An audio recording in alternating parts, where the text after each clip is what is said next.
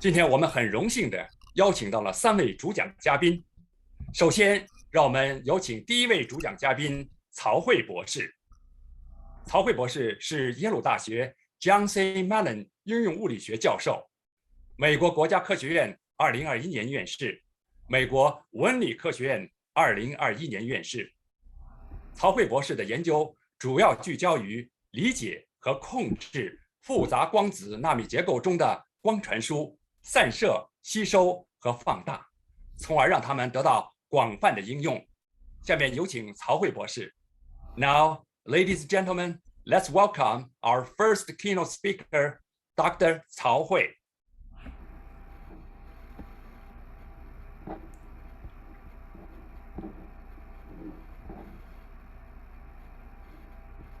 Thank you. So first of all, let me really thank the organizer for this, invitation. I really appreciate this opportunity to share my research with you today. And it's really a great honor for me. And I'm very happy to meet many colleagues in this conference. I changed the title of my talk a little bit. So I actually changed to lighting a candle in the darkness. This is actually based on an old saying. It is better to light a candle than curse the darkness. Because the research goal for me is to be able to see and control tomorrow what we cannot see today. So that's why we try to really look into the dark and light a candle. So, to do that, we actually using light, right? The light, we know the candle emit light. Light is very special. Light actually is travels the fastest and the furthest in the universe. Nothing can travel faster than light. So light is really special. But it is also very common in our daily life, right? We're using light, we also see the power of light in our daily life. For example, the reason I can give this talk via internet is really because of this, great advances in using optical fibers for telecommunication. That's why we can talk to anybody across the world. Right. So that's really because of this high-speed telecommunication enabled by optical fibers. And if you look around, yourself, like your phone, your computer, a TV, all these modern technologies, they are made possible largely because of advances in optics and also photonics. So like, for example, additional thing is for light emitting diodes that has been widely used for lighting. And also the solar cell can provide clean energy. So we really also in our daily life, we have been using laser scanner, laser printer. We are also using many other, things which come in really showing the power of light. So now today, I'm going to talk about opaque medium. So what is opaque medium? They are also very common in our daily life. For example, the wall paint look white, milk, toothpaste, and also paper.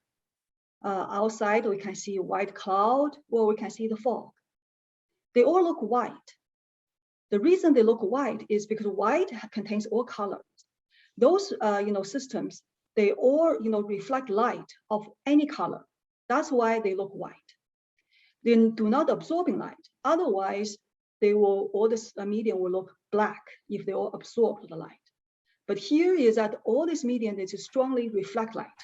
That's why they look white. And another common example is ourselves. We look opaque, right? We cannot see through each other's. Why is that? That's because actually our body contains many, many small particles. And those particles can strongly scatter light. So if we have light coming in, the light will be, like a bouncing, back and forth between many different scatters. And after multiple scattering, the light will going back. There's a very little can really transmit it through. So this is actually the reason why we cannot see like object, in the fog, right? And also, for like we cannot see, after something we put it behind a paper or paint. So this has been really like an important question is, can we see through those opaque media? Okay, and this will have a great, practical applications in many fields. But today I'll concentrate on, biology or humans. So can we see through ourselves? Can we make ourselves transparent? So then you may say, okay, why you want to do this? Why you want, make ourselves transparent? So one, application is that we want to understand how our brain works, right?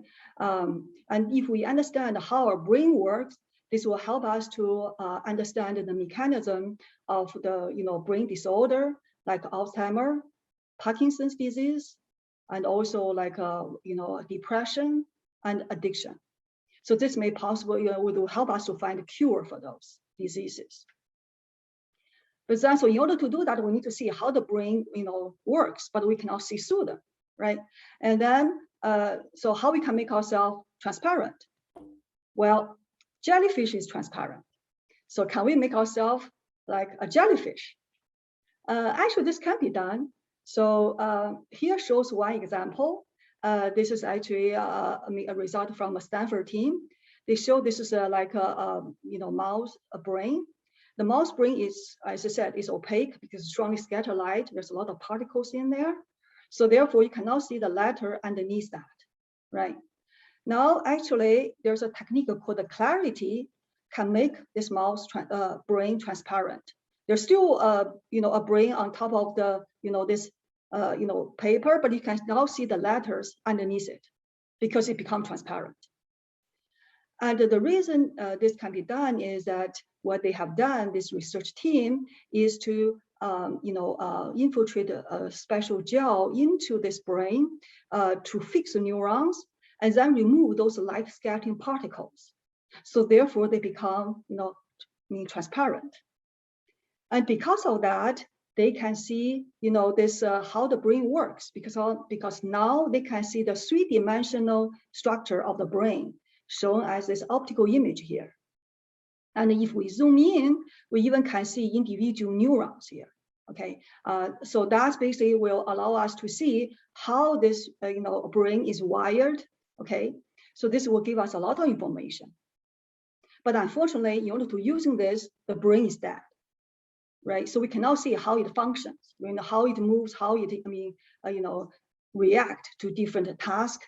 So we really want to see this, for live brain, not just this kind of dead brain. In addition, we want to see how neuron function. We also want to be able to control how neuron function. This is a field called optogenetics. That means that we wish to basically genetically modify the neurons to be to have this light sensitive ion channels, so that when we shine light to a neuron, and then they will be stimulated. Okay, so in this way we can control neurons, using light.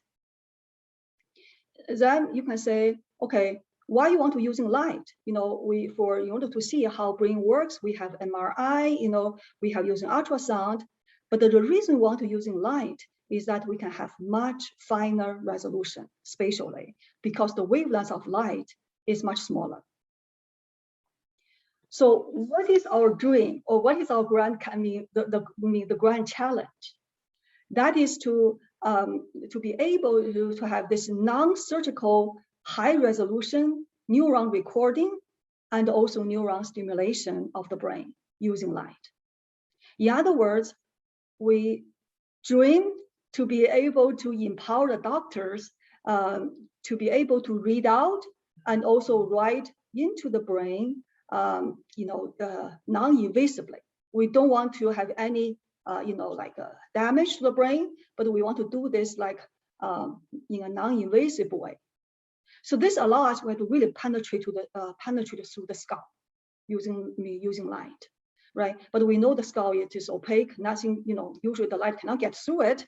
So that's our goal, is to really penetrating through the skull and then see how brain works, and also maybe to stimulate brain for like some treatment. Now, in order to do that, we need to using lasers. So let me just briefly talk about light source. The common light source we know in our daily life, like sun, lamp, right? They all look like this kind of white or yellowish light because they emit light of all different frequencies, of many frequencies, and then they emit in all directions. But the laser, it is different. Laser is, much, the emission is much stronger, and also it is directional. So it gives us a laser beam. And this has been used, as I said, in many different areas, the laser. Actually, laser is one of the greatest inventions in the last century. It has been widely used in medicine, in industry, for example, laser machining, laser surgery, and also like even nowadays in some a cell phone, you have a small lasers in there for scanning of the face, for face recognition. So laser has been used a lot. They even used for the concert because they really can generate many beautiful colors, very pure and directional. So that has been used a lot. So what's the difference between a laser and typical like a sun or a lamp? The laser emitting coherent light, while the other ones emit incoherent light. So what do I mean coherent or incoherent light? Let's consider, let me introducing the photon. So photon is the element particle of light. And the photon, oscillate in time. Typically they're, in a laser beam or in any light, they emit many, many, many photons. But if it's an incoherent light, all these photons, they will oscillate in different frequencies, okay? And then that corresponds to different colors. And also they have different, phase there. But for coherent light, all the photons are oscillate at the same frequency and they have the same phase, so they are synchronized. So that is a coherent light. And even we have this coherent laser beam, but if we try to shine it into a scattering medium, like a biological tissue, it will break up. Because all these photons, they can be scattered by different particles, and then they go through different paths. So at the end, they will have a different delay because they go through different paths, they have different delay in time, so they become unsynchronized. So how to compensate that or how to correct that? One way is that we can pre-compensate this different delay by introducing additional delay for those photons before we sending them into the scattering medium, so that afterwards they will be synchronized again. And this actually can be done using some instrument we call a spatial light modulator. And it contains millions of pixels. And we can really adjust the phase of each pixels. So that allow us to arbitrarily tailoring the spatial wavefront of a laser beam. And we're using this technique to control how light can propagate in the scattering medium. So all this in here, I'm talking about motivations for biological tissues, but in order to understand the physical process and mechanism, we actually did a lot of work for inorganic materials, scattering materials, to really understand what's going on, what is the fundamental limit of our control. So for those are done with inorganic materials in the lab. So next, I'm going to briefly share with you some of the experiments we have done. So first thing what we did is we actually make those kind of, we have a silicon wafer, we drill a lot of holes inside it there to simulate a lot of scattering centers. And then we place that in an optical waveguide, then we shine light into this to see how the light propagates in there. So here shows a brief experimental setup. We have a laser, and then we go through a spatial light modulator. Then we couple light into this, into this wafer, and then we, the light goes to the waveguide, and then goes to a lot of scattering inside here, similar to what happens, in the biological tissue. And then the reason we try to do this two-dimensional system is that there's some small amount of light can be scattered to the top. So therefore, we can see how light propagate inside this highly scattering medium from the third dimension using an objective lens and a camera. And then by shaping the input wavefront using the laser, using spatial light modulator, we can try to see how we can control light propagation inside this scattering system, highly scattering system. So here shows that if we just send in a plane wave, and then this is in that disordered region has a lot of scatters, then you see that the light, we have this kind of random patterns. And if we see the intensity, averaged over, cross section to show how it changes with the depth, we can see it decays. So that's why we have very small penetration for a very thick sample. In fact, in this case, we only have 4.7% light can be transmitted for the total input. Now, if we shape the input wavefront, now we see that we actually can get, more than 10 times enhancement of the transmission. We go to about 48% now. So now if we see the intensity distribution inside, it's no longer decay. It's actually, peaked in the middle of the disorder system. So that means that this technique not only allow us to enhance light penetrating through the highly disordered system, but also allow us to build energy inside. And this will allow us to enhance this light matter interaction inside of this opaque system. So, next, this is for homogeneous scattering media. We know for many biological tissue, the scattering is not homogeneous. Some are stronger scattering, or maybe there's some absorption. Some other places, the scattering is less. So to simulate that, we also again make this kind of scattering system, but in the middle, we introducing an area that has stronger scattering and also stronger outer plane, light from this area. So therefore, if we try to see just a plane wave coming in, if we see from the top, we see the light coming in, this central part, it is brighter, on top of this decay. Why? Because even the total intensity is decaying. In this, special region has stronger scattering, we see stronger outer plane scattering. So we see something brighter there. But if we try to manipulate the input wavefront, we can, control the flow of light, so that now you see the central part is getting, dark. The light will try to bypass it, by controlling the input wavefront. In other words, we can mold the flow of light in this kind of inhomogeneous scattering system to going deeper in. So this is basically talk about the systems which we have scattering systems. It is long, narrow, there's a lateral confinement. But the many biological tissue has basically this kind of very wide, geometry that is like the width is larger than the length. So typical in this case, we know that if we shine a light, into this, the light, when the light is going through it, it will also spread laterally. There's a diffuse, in the lateral direction. And this will reduce the intensity or energy density of light inside the system. So what we can do again, using by control the spatial wavefront of the light, we're able to suppress the lateral spreading. So we make sure we'll direct light through the system without the lateral diffusion. So this basically shows that we can really control how the light propagates inside. And we can also control how we can deposit or deliver light to some particular region. Say if we want to do, say, photodynamic therapy, or or optogenetics, we want to control some particular area. Then by shaping the input wavefront, we can really deliver light mostly into some certain area.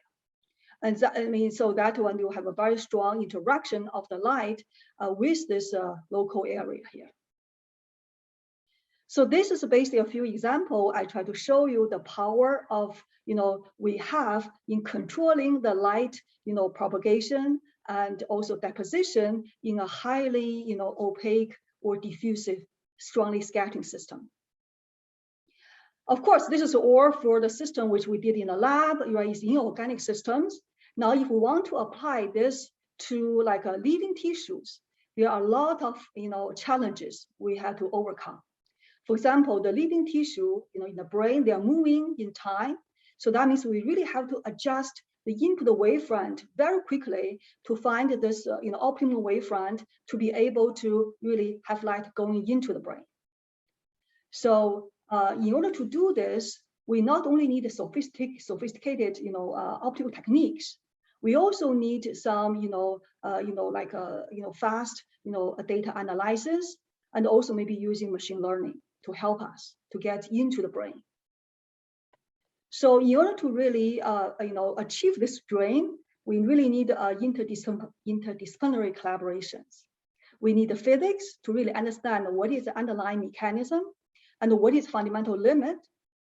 And then we also, for implementation, we need engineering for hardware development, like this optical techniques.